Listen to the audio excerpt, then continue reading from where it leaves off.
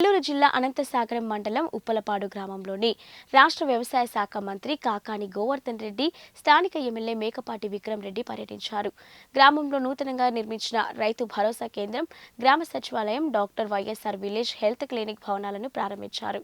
అనంతరం ఏర్పాటు చేసిన బహిరంగ సభలో మంత్రి కాకాని గోవర్ధన్ రెడ్డి మాట్లాడుతూ, వైసీపీ ప్రభుత్వం వచ్చిన తర్వాత మధ్యవర్తులు లేకుండానే నేరుగా ప్రభుత్వ పథకాలు లబ్ధిదారులకు చేరుతున్నాయని తెలిపారు.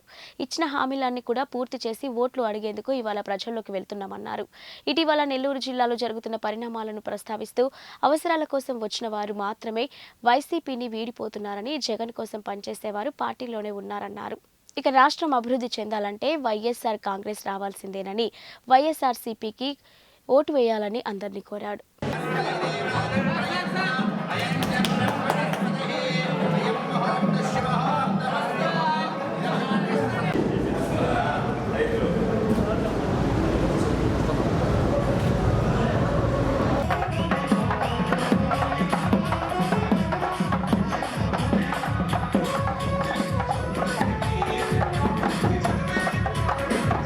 అందరూ చూసుకున్నారు. ప్రైవేట్ హాస్పిటల్ ఒక టెస్ట్ చేయాలన్నా కానీ ఒక 5,000 నుంచి 10,000 రూపాయలు అవుతాయి. నుంచి గెలిపించాలని కోరుకుంటూ ఈ అవకాశం ఇచ్చిన పెద్దలందరికీ ధన్యవాదాలు తెలుపుకుంటూ ముగిస్తున్నాం. Thank you. YSR Congress party ప్రభుత్వం ఏర్పడిన తర్వాత, జగన్మోహన్ రెడ్డి గారు ముఖ్యమంత్రి అయిన తర్వాత అన్ని వర్గాలకు సంబంధించి అభివృద్ధి సంక్షేమ కార్యక్రమాలు అందుతున్నాయి. మధ్యలో ఎవరి ప్రమేయం లేకుండా నేరుగా డీబీటీ పద్ధతిలో డైరెక్ట్ బెనిఫిట్ ట్రాన్స్ఫర్ ద్వారా ఈరోజు ప్రజలందరూ కూడా లబ్ధి పొందేటువంటి పరిస్థితి. పెన్షన్లు ఇస్తున్నాం, అమ్మఒడి లాంటి కార్యక్రమాలు అమ్ముతున్నాయి, విద్యా దీవెన, వసతి దీవెన, రజకులు, నాయబ్రాహ్మణులు, టైలర్లకు సంబంధించినటువంటి జగనన్న చేదోడు, వైఎస్ఆర్ రైతు భరోసా, నేతన్న నేస్తాం, కాపు నేస్తాం, అదేవిధంగా అనేక రకాలైనటువంటి కార్యక్రమాలు, మత్స్యకార భరోసా, అనేక రకాలైనటువంటి కార్యక్రమాలకి ఈ ప్రభుత్వం రూపకల్పన చేసి ఇప్పుడు అన్నీ పూర్తి చేసి ఈరోజు ఓట్లు అడిగేటువంటి పరిస్థితి.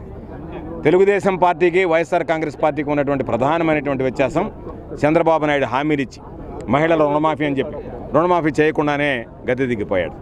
రైతుల రుణమాఫీ అని చెప్పి రైతుల రుణమాఫీ చేయకుండానే పదవి వదులుకుని వెళ్ళిపోయాడు.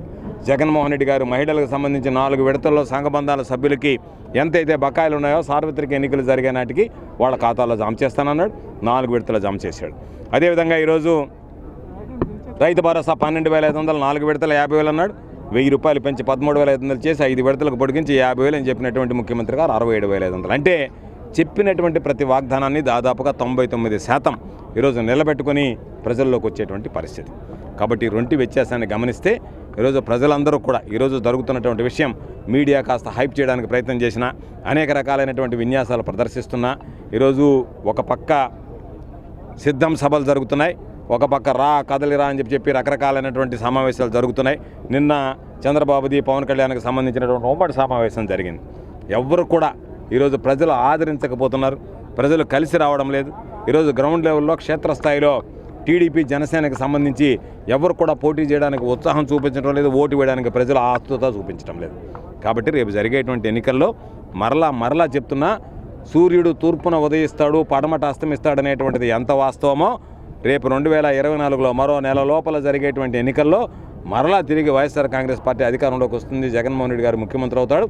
ఈరోజు ఉన్నటువంటి అన్ని విధానాలు, రైతు పక్షపాత ప్రభుత్వం, మహిళా పక్షపాత ప్రభుత్వంగా, పేదల పక్షపాత ప్రభుత్వంగా ఏదైతే విధానాలు ఈరోజు జగన్మోహన్ రెడ్డి గారు ప్రవేశపెట్టాడో ఆ విధానాలన్నీ సమగ్రంగా, సంపూర్ణంగా భవిష్యత్తులో కూడా కొనసాగుతాయి.